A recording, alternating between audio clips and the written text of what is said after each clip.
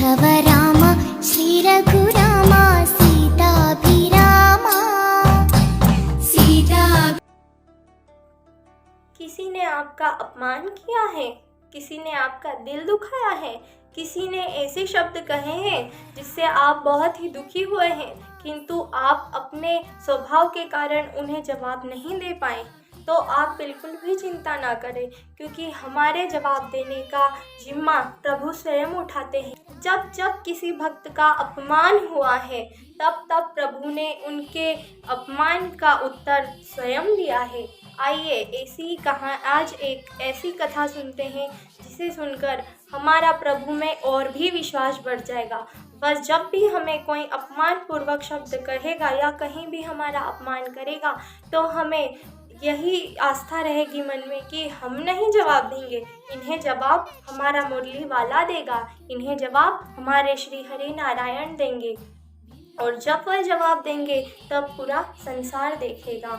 एक बार श्री हरि विष्णु कहीं से आकर वैकुंठ में आए और उन्होंने अपना चक्र, अपना शंख और अपनी चरण पादुकाओं को किसी एक स्थान पर जाकर रख दिया और प्रभु तो जाकर और सोने आराम करने के लिए चले गए। तभी शंख और चक्र ने जो चरण पादुकाएं थी उनसे हास्य करते हुए कहा कि चरण पादुकाओं, तुम किस काम आते हो? प्रभु ने तुम्हें आज यहाँ क्यों रख दिया? देखो, मैं तो चक्र हूँ, मुझे तो भगवान किसी भी असुर को मारने के लिए मेरा प्रयोग करते हैं। तभी शंख बोला कि हाँ, मुझे भी भगवान किसी भी कार्य, किसी भी पूजा पाठ में सबसे पहले मेरा शंखनाद होता है, तभी कोई शुभ कार्य आरंभ होता है। और तुम्हारा क्या काम है? तुम्हें तो प्रभु कहीं भी छोड़ देते हैं और कुछ भी शुभ कार्य होता है तो तुम्हें बाहर रख दिया जाता है। तुम्हें भगवान ने हमारे बराबर क्यों माना?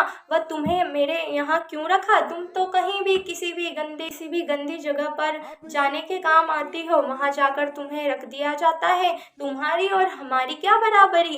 ऐसे अभिमान में आकर जो शंख और चक्र है वह चरण पादुकाओं को कहने लगे कि भगवान ने पता नहीं श्री हरि ने क्यों तुम्हें हमारे बराबर समझकर हमारे पास रख दिया।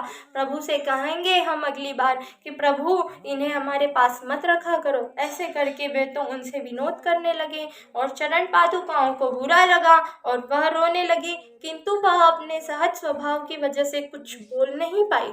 अब जब भगवान सोकर जब उठे तो उन्होंने फिर से चरण पादुकाओं को अपने पैर में लेने लगे, तो उन्होंने देखा कि चरण पादुकाएं आज थोड़ी उदास हैं और इनकी आंखें रोई रोई सी क्यों लगती है।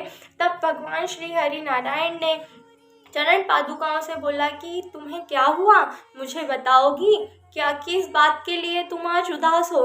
तब चरण पादुकाओं ने जो सारी बातें थी वह सब कह सुनाई कि प्रभु, शंख और चक्र ने मेरा आज इस प्रकार अभिमान किया।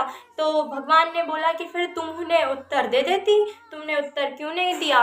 तब चरण पादुका ने कहा कि प्रभु, मैं क्या उत्तर देती, मैंने तो कुछ उत्तर नहीं दिया। भगवान बोले कि ठीक है, कोई बात नहीं, तुमने उत्तर नहीं दिया तो अब इसका जिम्मा मेरा, तुम्हारा जो अपमान हुआ था उसका उत्तर मैं स्वयं दूंगा।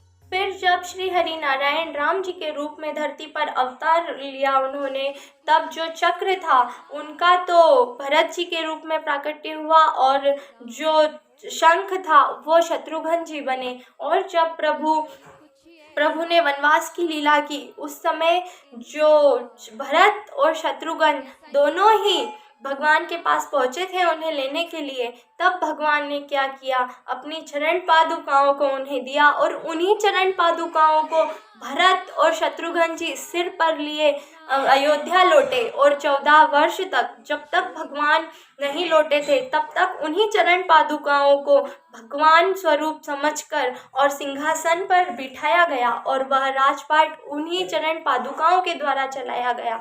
इस प्रकार भगवान ने अपनी चरण पादुकाओं का अपमान का जो बदला था और जो उत्तर था वह लिया। इसीलिए कहते हैं कि भगवान के घर देर ज़रूर होती है किंतु अंधेर नहीं होती। और जो हमारे श्री हरि के भक्त हैं वे सदैव इस बात को मन में धारते हैं कि ये जो मेरा अपमान है इसका बदला प्रभु कभी न कभी तो ज़रूर देंगे।